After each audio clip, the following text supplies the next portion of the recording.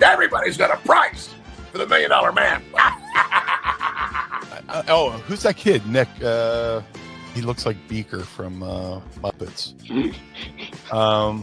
The one on FS1, Nick Wright. Oh, Yep. Yeah. I got something That's for amazing. I did not even. I love that. If I get 5 women and they're all in the same room with me, we're going at it at 110%.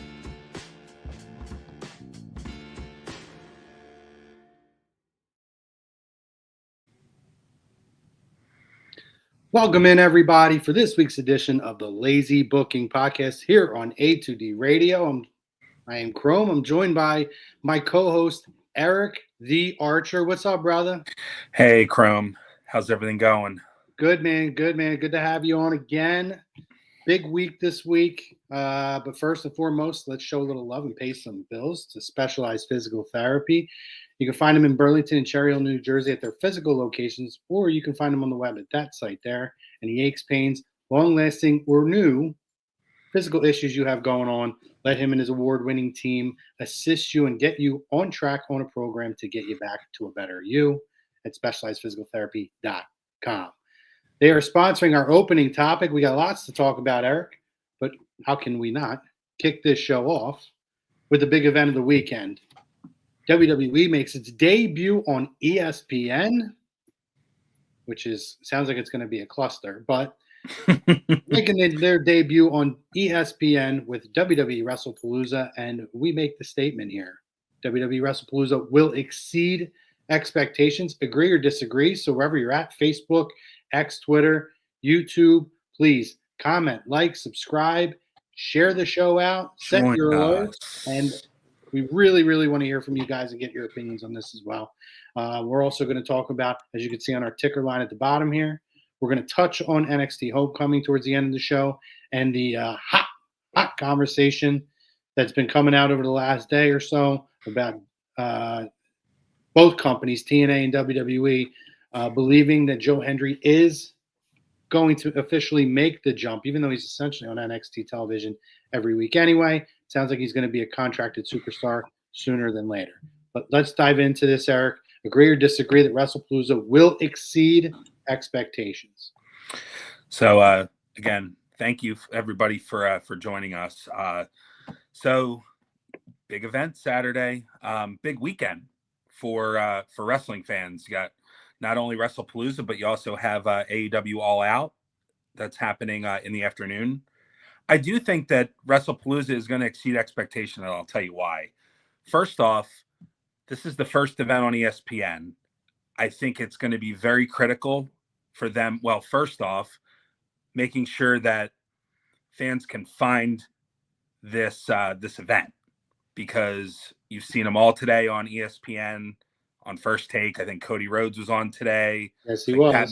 They got Pat McAfee working his magic on his show, already leaking the opening match, which will be the Brock Lesnar John Cena match.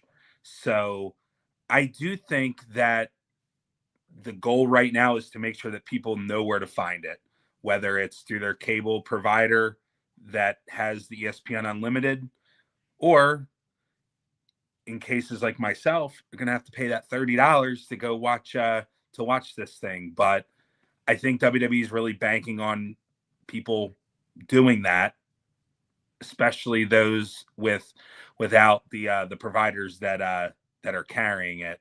So I do think it's going to exceed expectations, because I think they need it to exceed expectations. I think there's going to be some surprises. I think they're going to go out and kind of act like this is a WrestleMania. This is a first impression with ESPN that I think that they can't mess up. And I think it's very important that not only do they have their fan base, but some casuals as well that are just signing up for this app. And I think it's going to be very important to have a really big show and a great first impression, because if people are forking out $30, $40 for this new platform, it's going to be very important for the consumer point of view to make sure that it's worth their money that they're forking out, because people are used to not paying anything or paying $13.99 or something for Peacock, or maybe they have utilizing Netflix at probably between $12 and $20. So having that extra $30 on somebody's budget is probably, for a lot of people, not the best, easiest thing to go through, and having that added to their budget. So I think the diehard wrestling fans going to tune in, and I think they're going to get a great show. And I think we're going to see things that we are expecting, but also things that we may not expect also.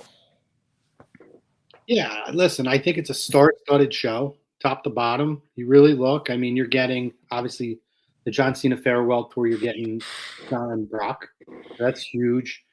You're getting the return of AJ Lee 10 years after her last WWE match, teaming up with her husband, CM Punk, who fairly recently returned over the last 2 years to a huge return, up against Becky Lynch and Seth Rollins, who are two of the most maybe compelling characters right now in the industry.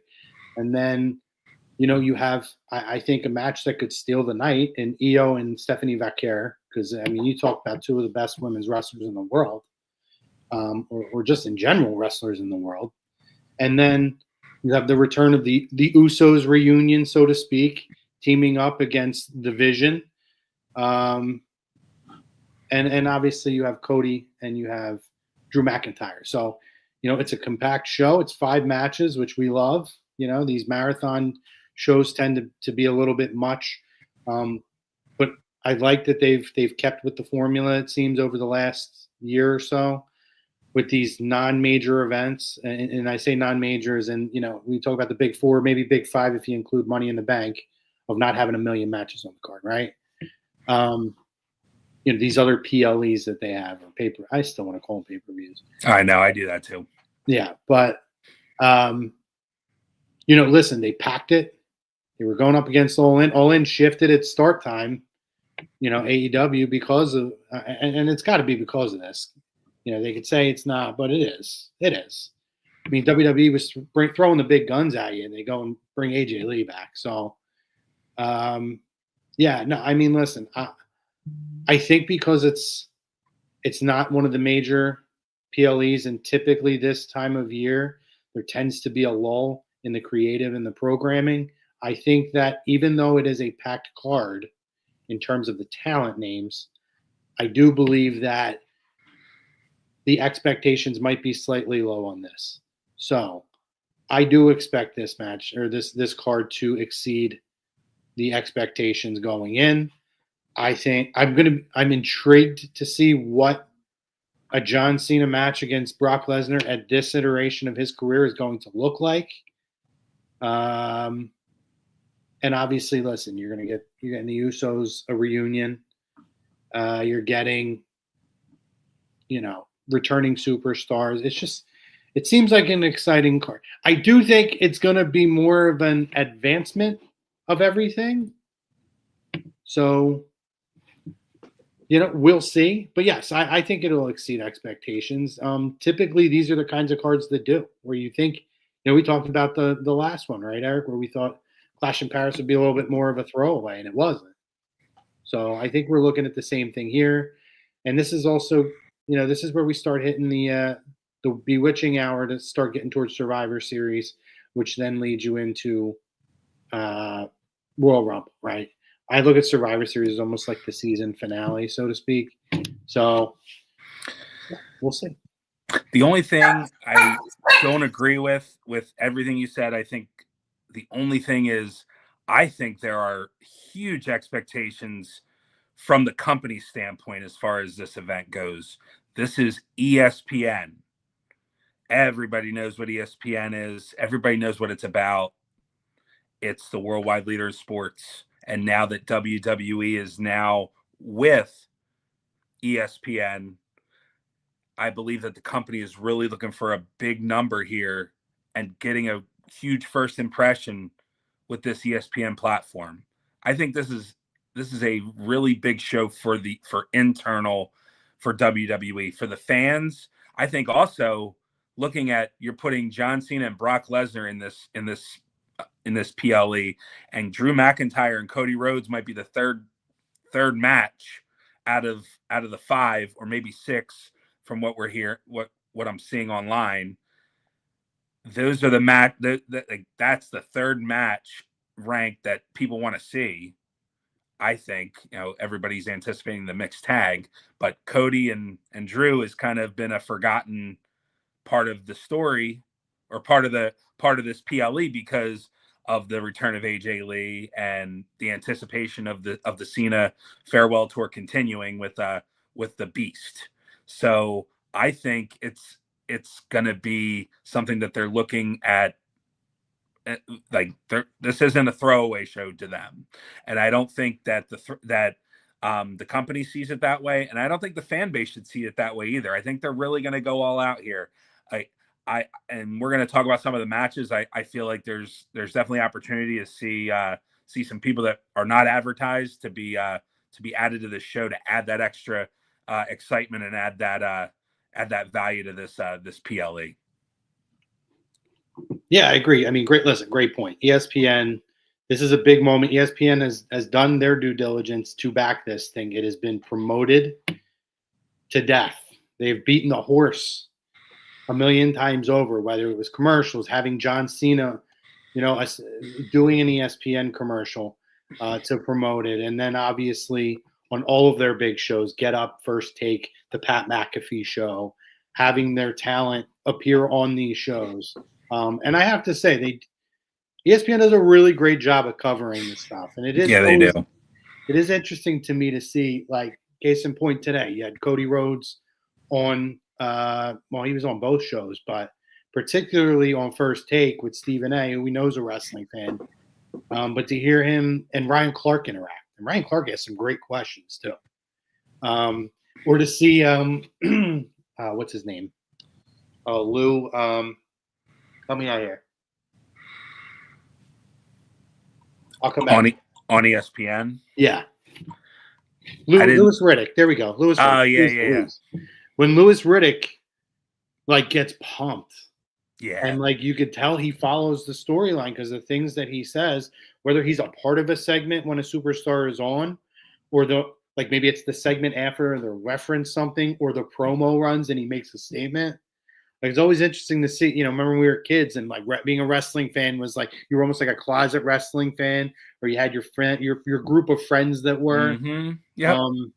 It's just funny to see, how popular it is in the mainstream, and to see these really massive sports personalities embrace it and truly embrace it. Yeah. And listen, the reality is, everybody knows, and I like that they kind of stay half in kayfabe and half not.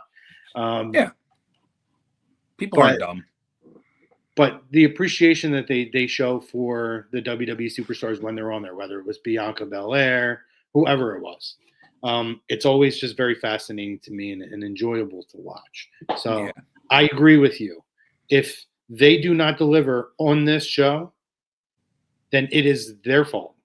Mm-hmm. It is them who did not do their due diligence. Now, I feel like it's a lot, the pricing and everything. I'm very confused. I saw an article today that if you don't have it included with your cable or streaming service included already, that you may have to pay $30. You may have to pay twice this month or something. Yeah. So to your point, with first off, with ESPN, I remember when the partnership took place, that ESPN was not the highest bidder, and I think WWE knew exactly what they were getting. Hey, we may not be getting the most money, but we're going to get the most out of this deal. They've got all these platforms. Everybody knows Sports Center. Everybody knows First Take. You know what you're getting from ESPN. So I think that's why this partnership is a win-win for both sides. Now, going to the pricing, that's one thing I think WWE could have done a better job with, is explaining, hey, if you don't have so-and-so, I believe Hulu, if you have Hulu Live, you get it. You're getting the unlimited with no extra. I think Verizon Fios, and I believe Fubo could be Fubo. It's correct me if I'm wrong. If I'm wrong, then but Xfinity customers, YouTube TV, There's no agreements yet because I believe this is kind of last minute where WWE and ESPN weren't supposed to partner up until WrestleMania. So now there's some scrambling going on. And I think to your point, Chrome, it's very confusing for somebody who has ESPN Plus, Hulu, and Disney and thinks that they're going to have WrestlePalooza when in fact they're not going to have it at all. So I think WWE missed an opportunity to explain it to the fans on their Monday Night Raw, SmackDown, maybe put something online on YouTube. If you don't have this, unfortunately, right now we're working on it, but you may have to pay that $30. So that's why it's really important to deliver on this PLE for those consumers that are going to have to pay that $30. Am I going to get my money's worth? Because the next time, if you're not delivering, you're not getting my $30. So it's going to be really key, not only to deliver, but also to make sure you keep those casual fans there continuing to purchase, because if not, you're going to lose them, and it's not going to be a good start for WWE ESPN partnership. Yeah, I mean, listen, I agree, and it's, we're in an age where it was maybe a year or two ago, where again, if you're an ESPN watcher, Chris Russo talks about all the time how the NFL scatters these games all over all these different streaming services, and like, we're good with it. We can work it through. And like I said, even though it's confusing now, if I really sat down and looked at it and figured everything out, I'm sure that I could. Yeah. One thing also is college football's on Saturday. So people watching college football on ESPN platforms, watching regular ESPN and college football Saturday is just huge. So having this event on a Saturday night on an ESPN app, it's got to be really crucial to make sure that everybody knows where to tune in and how to tune in. So, and I know there's some suggestions out there, like people get VPNs because Netflix is still carrying this outside of the US. So VPN is also an option. But I mean, hopefully WWE knows what they're doing as far as making sure that their fans are getting access to the show. Otherwise, they're going to have a number that they're not going to like, and they're going to have their hands up in the air like, what happened? Why didn't they tune in? It's kind of one of those things where hopefully they did everything they could. And I know they tried with First Take, but I really think they missed the ball trying to explain who has ESPN Unlimited and who doesn't. So we shall see. Hopefully it works out. Yeah, like even myself, right? So, and thanks for picking up there. Yeah. We didn't expect. That's what partners are for. We had a tough week. We weren't going to originally do a show. We thought we had to get something in. So I got 4 dogs running crazy right now. They're usually pretty chill, but if they hear the wind blow the wrong way, they're ready for WrestlePalooza, Chrome. I know. But no, listen. I think, like, even for myself, like Chris Russo always talks about the issues with that, and now people are starting to be able to understand. Like, my dad is one who struggles to. Like, he's good if he's in the service, but once he gets signed out, every now and then it kicks you out of it. Yeah. It's like a whole process to get him back in it again. So I think it's very difficult, and they scatter all this stuff around. So, I even myself looked at so I pay for mine through Verizon, which I don't know if Verizon has that tier available. I haven't looked at it. So do you have Verizon Fios? No. I just have. So you don't have. So if you have the wireless, so I'm in the same boat as you. So we do not have ESPN Unlimited. We have ESPN Plus. So ESPN Plus is basically what the platform is now, where it's got like a couple shows on there and they've got a library of things. But if you look at the ESPN app and you go on the bottom toolbar, there's a button that you can hit, and it has WrestlePalooza on there. It has like the pre-show. It has a couple things. The pre-show is on ESPN Plus, so you can watch that without the unlimited subscription. But as soon as you click on the 7:00 Eastern time, which is, I believe somebody asked what time it was, 7:00 Eastern time. So at 7:00 Eastern time on ESPN Unlimited, it automatically takes you to the provider, to the cable provider. Please log in with your cable provider. So people that are expecting it hopefully aren't getting bad news come 6:55 when they're hitting that button. Hopefully you're able to to get access to it if you don't have it. And our chat will be open, so if you have any questions, we can try to help out. We're probably going to be figuring out the same way you all are. So it's going to be interesting. But from my understanding, I don't have it. I have YouTube TV, so I don't have access to it. So I have gone back and forth. You know, we have a friend that switched to Hulu TV. It's the same price as YouTube, so they get ESPN Unlimited included in their package. So that was something that everybody's got to make a decision on what they're going to do. There's also the VPN option because, like I said, Netflix has it. So, and someone asked in the chat also about Netflix. So Netflix has WWE PLEs, but not in the United States. They have it everywhere else. They have the international. So they still have it, but they don't have it in the US. And I think a lot of the strategy for WWE was to scatter it around and have different platforms pay them abundance of money to carry their PLE events and Monday Night Raw for Netflix and USA Network for SmackDown.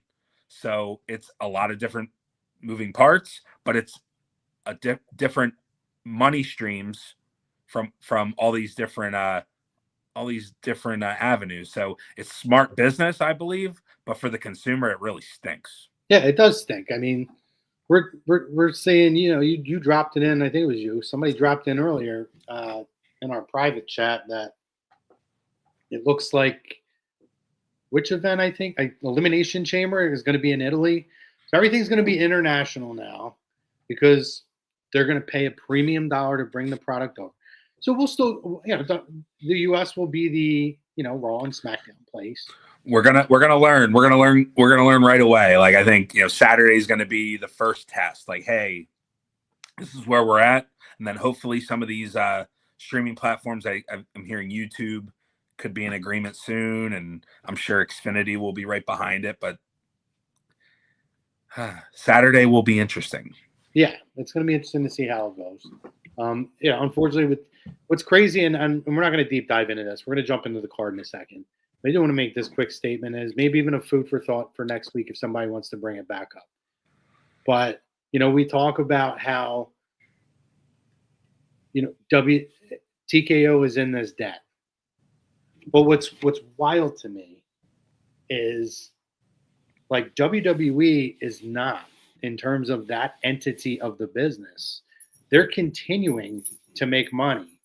So it's almost as if TKO is leveraging WWE and its popularity and its ability even overseas to get a premium dollar. And with all these streaming services to cover the cost of their other entities in their business. Yep. Which is, you know, the reason WWE is the money maker that it is because of its ability to be a consumer-driven business, but to be, you know, affordable and common sense. And now it's becoming overly complicated. I feel like they are starting to, when we talk ticket prices, like the ticket prices in the last 2 years, 3 years, we saw it coming because WrestleMania started going up big time. Yeah. But the ticket prices are so astronomically, like, ridiculous at this point to go to, like, a SmackDown where, like, you're not even getting Roman Reigns and you didn't even get Cody. So it's, like, weird to me. Yeah. But again, I just hope that TKO doesn't do what a lot of people do, which is we're going to lean on the fact that these people have given, you know, in our case, like me, 35 years of my life of a dedication. Like, I hope that they're not going to make this an entitlement. Like, when people say, oh, WWE, I look at it as TKO now because TKO is pulling all those financial strings and making those financial. It's not Hunter. People think it's Hunter. It's not Hunter. Nope. He's the chief content officer. So he has say in creative and he has say in that stuff. I just hope that they're not leaning on us and leveraging us and to where they are eliminating the consumer that got them to where they are, because you're bleeding out the family aspect of WWE, and Vince was a lot of things. But the one thing that Vince always did was even when he raised ticket prices, he still always had seats and always had enough availability to make it affordable for a family. Overall, WrestleMania, yeah, of course you saw. Well, I mean, even WrestleMania, if you go back to the WrestleMania 9 documentary, it talked about the pricing, and this was 30 years ago, but Vince McMahon had $25 seats for WrestleMania. Mm-hmm. Unheard of now. Add a couple zeros to it. Yeah. But, and to your point, Vince is a lot of things, and say what you will about him, and most are true, if not all of them. You shit. But one thing that you can say is, to your point, he wasn't pricing out his audience, and he knew when to make moves with pricing. And to your point, I think TKO right now is looking at the wrong things and looking at one thing, and that's the bottom line. And of course, as a business, you have to do that. And of course, when you're in debt and you need to find ways to get more money get more in the black than the red. They're robbing Peter to pay Paul. Yes. Now, one thing I did notice, and I was listening, and one guy I don't agree with a lot is Vince Russo. But I heard something today that Vince Russo brought up. If you notice, remember last year during WrestleMania season, talking about all these sellouts and sellout after sellout after sellout. Yes. You're not hearing that anymore. And definitely notice, if those of you on X, there's a website called WrestleTix where they track where the ticket sales are for each event. And they do WWE, AEW, all Ring of Honor. They do all of them. And one of the things that you notice is certain venues with they'll set it up for X amount of people, but it doesn't fill. Like we're local in Philly, so you have the now Xfinity Mobile Arena, which you could hold 19,000 people in there. The last Monday Night Raw, it was set up for only like 14,000 people. So if they get to 14,000 people, they can announce, oh, it's a sellout.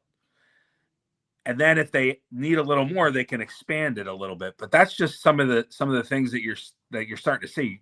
They're not selling out arenas like they were because the prices are way, way too high. Yeah. We usually go to Monday Night Raw in Philadelphia or SmackDown.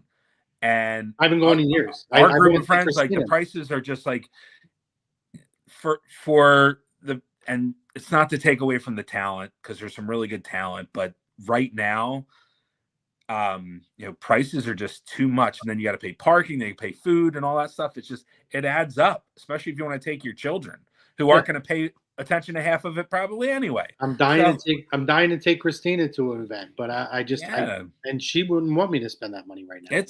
It's hard. It's hard to make that decision. It's like, you want to do it, but at what cost? I could go and do 3 or 4 other things for that same price and then still have some money left over in the bank account. So these are decisions, and that goes to this Saturday where you have a choice. Some people, either you watch WrestlePalooza for $30 or you watch AEW All Out for $40 to $50. People who want to watch both are going to have to, unfortunately, may have to pay up to $80, $90 for it. So those are just decisions that the consumers right now are probably not as prepared to do as they were 10, 20 years ago. Yeah, agreed. And just to tie a bow on it, the point I was going to make after that, Eric, you're a Bar Rescue fan. I know you guys are.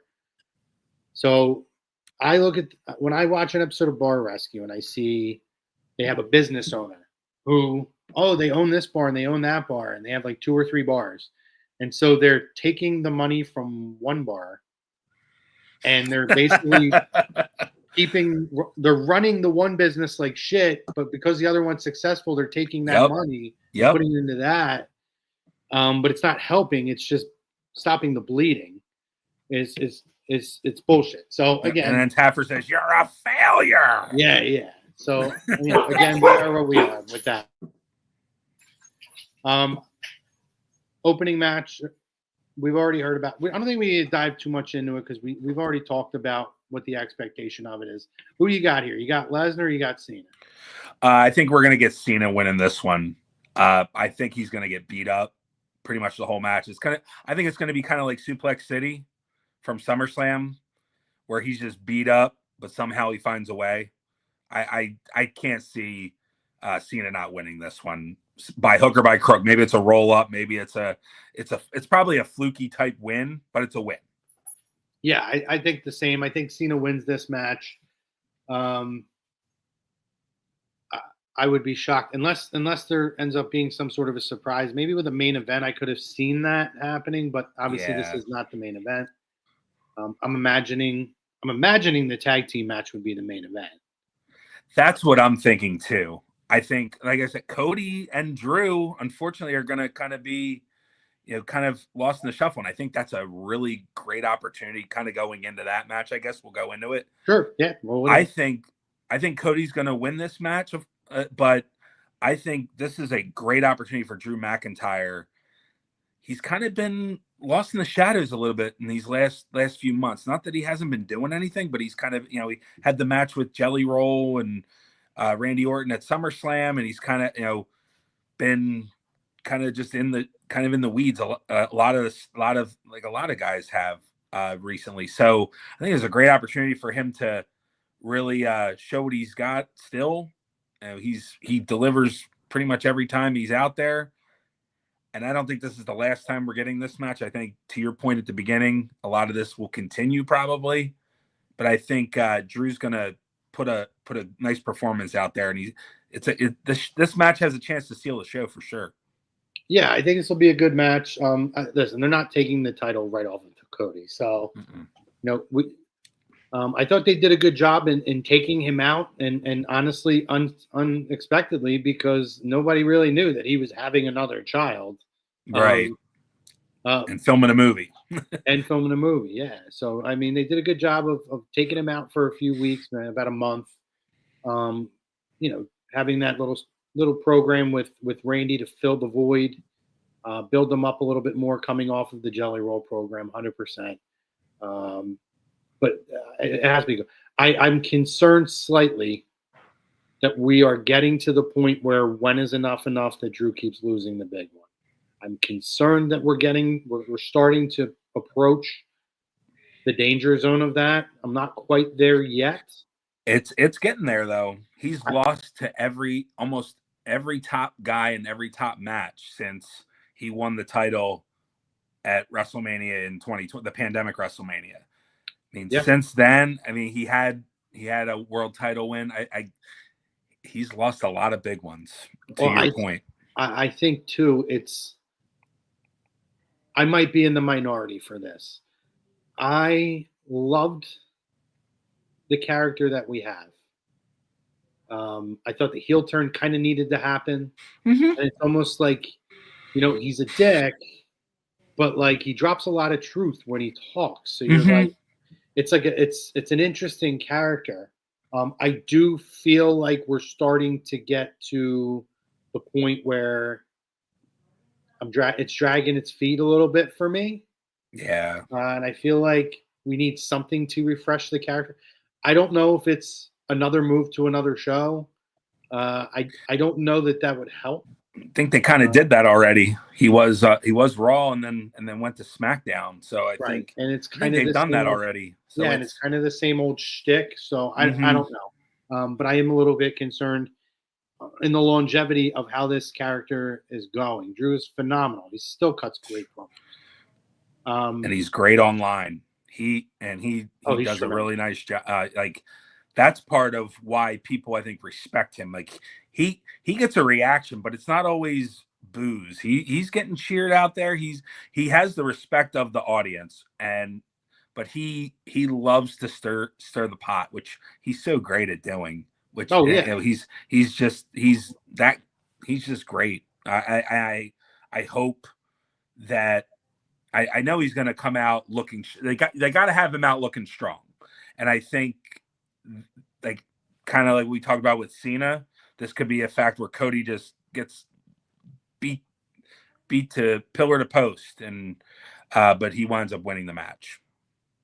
Yeah, we'll just have to see how the character develops after. Yeah. I would be utterly shocked if he dropped the title here. Agreed. So moving forward, we have Iyo Sky and we have Stephanie Vaquer, a match I think could steal the show. Are we going back to an Iyo run, kind of how they? Because I'm curious. They have kind of set the pieces up where this is a match I don't know. Is Stephanie ready? I think she is, but is she ready? You know, that's the question. And then on Iyo's side, they could be setting the pieces up for Asuka to cost her the title, or they could be setting the pieces up to where, with this whole kind of cluster that's going on around her, you could have her next 3 potential opponents sitting there, and you could bridge the gap to Royal Rumble. Yeah. Or SummerSlams. I'm sorry, or Royal Rumble, or right after Royal Rumble, basically. Yep. So, and they're already teasing Rhea to be challenging the winner of this, so that sets up somebody there as well. So, I could see it going either way. To your point, I do think that they feel like Stephanie's ready, and I think Asuka is going to wind up costing Iyo. It might not be intentional or look intentional, but I think Stephanie's going to wind up winning this match and becoming women's world champion. And then I think you set up a program with Iyo and Asuka, and then you get the nice dream match with Stephanie and Rhea, because they haven't been doing a whole lot with Rhea. Rhea's kind of just been sitting, waiting for something. And I think that's something that she'll definitely be able to sink her teeth into. And I think that's why I think you would go to Stephanie. I don't think you're going to get Iyo Rhea again.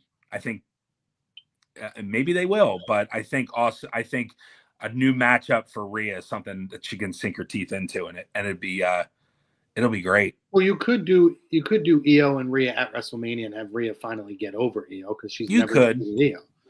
You could, but we shall see. Yeah, but that being said, I think what's most intriguing about this match is this is the one match where I really don't know who's going to win. I would imagine I'm picking Stephanie. I think this is the moment to really put her out there. I think she's super over, and without even really being much on television.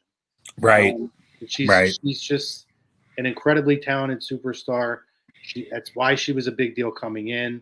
I would worry that we're going to get. I'm okay with what they've done with Rhea, because as much as I think Rhea is one of the top dogs of the company, I worry that we're approaching Rhea fatigue. So kind of having her step back a little bit. Kind of like Charlotte. Correct. Even if it's, Charlotte was obviously a lot longer, and part of that was injury, but with Rhea, having her step back and maybe for 2 months, just having her appear on TV, but not putting her in a major program yet, but teasing that a major program is coming, I think is done well. So we're not overly doing it with Rhea. Agreed. Because I don't want what I think happened to Charlotte to happen to her, in terms of, she really is the best. And I think Charlotte is still the best. Yeah. Hopefully it's a lesson learned too. Right.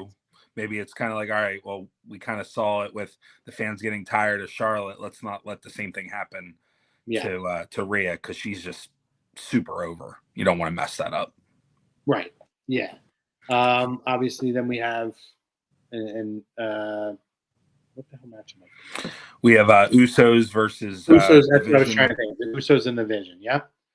I'll just give my quick winner on this, because we're running short on time. And I got 2 quick points I want to hit.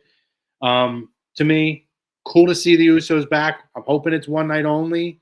I think we're going to get a high caliber match, but this is an opportunity to pack ESPN with the top talent, but to put over the young talent who deserves it. I think you get Bronson and Braun winning this match. I agree, but I think also we're going to see Roman after the match. I mean, I think the star power point of it with ESPN, maybe. I think there's a great possibility you see Roman, and you could also see LA Knight as well, as we've seen over the last few weeks. There's definitely Well, I think tension. I think he's as an LA Knight. I think he's a special guest referee now, if I'm incorrect.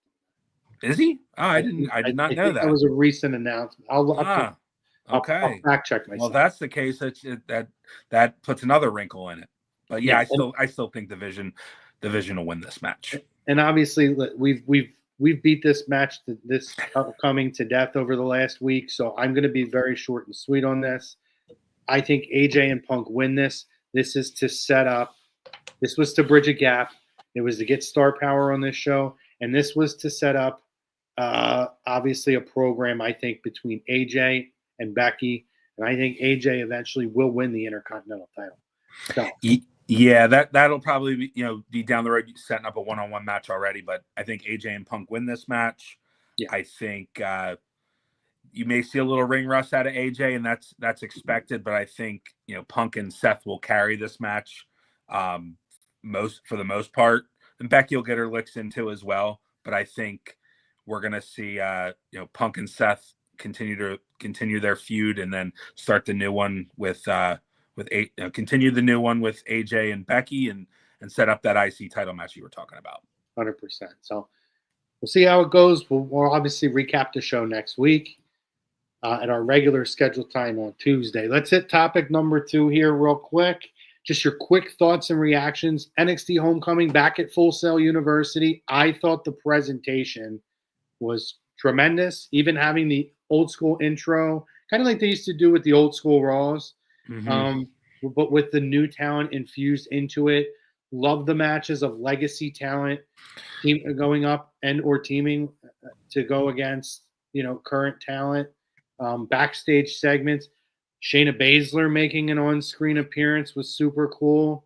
I know there's been rumors that she's been working for them in a non-talent role. Yeah. Talent develop, which is great. Yeah. But yeah, your quick thoughts on NXT Homecoming. I love the intro.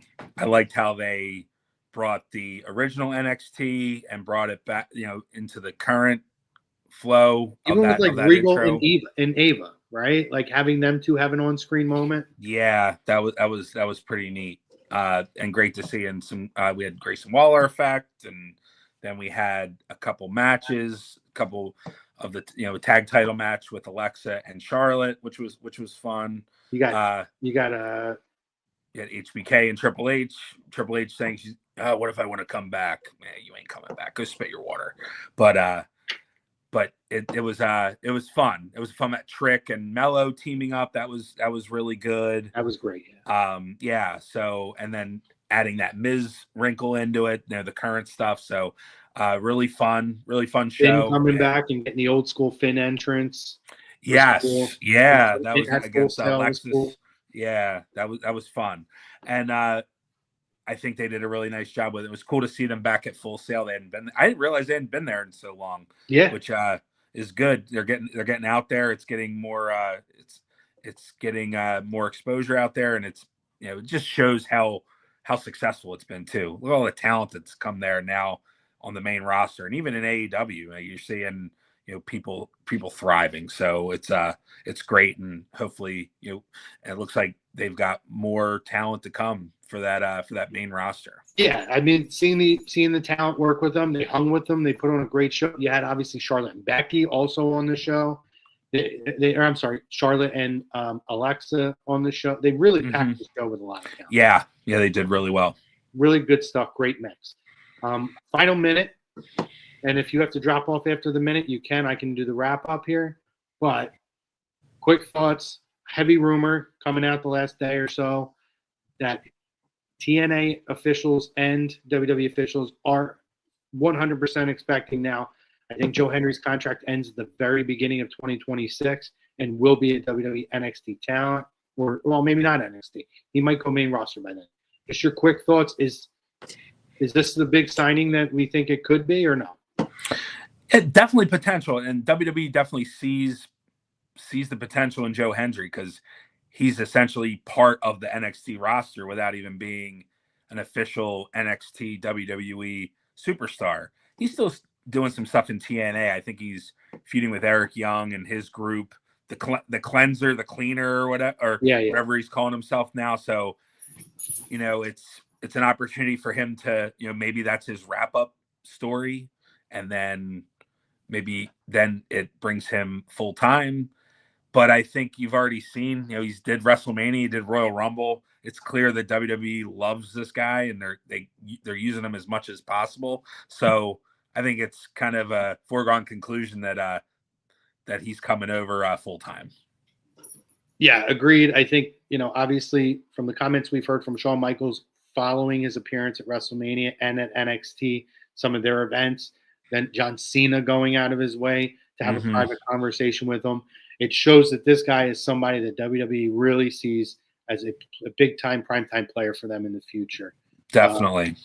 Appreciate everybody who jumped on. Unexpected show, really unannounced, but we felt like we had to get something out there. It was a rough week. Very big weekend, and we wanted to make sure we got out here to give our thoughts, and hope everybody gets to watch not only that, but also AEW All Out. We couldn't even talk about it because there's so much to talk. Yeah, so much to talk about. But there's some really good stuff there. So hopefully everybody gets a chance to watch it and enjoy wrestling this weekend. Enjoy it, and hopefully you're able to afford it, and hopefully you're able to watch it. And everybody have fun this weekend and enjoy. Yeah, absolutely. And we want to thank our sponsor, Specialized Physical Therapy. Find them at Burlington and Cherry Hill, New Jersey. Find them on the web, specializedphysicaltherapy.com. Don't forget, too, guys, especially if you're over there on the Insta, follow these two pages right here, A2D and Lazy Booking Podcast social media pages. Do it. Do it now. That's right. But great show. Appreciate you, Eric. Appreciate everybody here. Appreciate our big dad, Tom Arnaud. Stay tuned for tonight. I believe it's after the final whistle. Unless they're not going tonight. I don't know, because they didn't even know we were running today. So for myself, for Eric, and everybody here at A2D Radio, we'll see you guys on Tuesday, our regularly scheduled day. And until then, like, subscribe, follow on your way out the door, share it with somebody you know, and that person or somebody else, give them a hug and tell them you love them. We'll see you guys next week. Take it easy.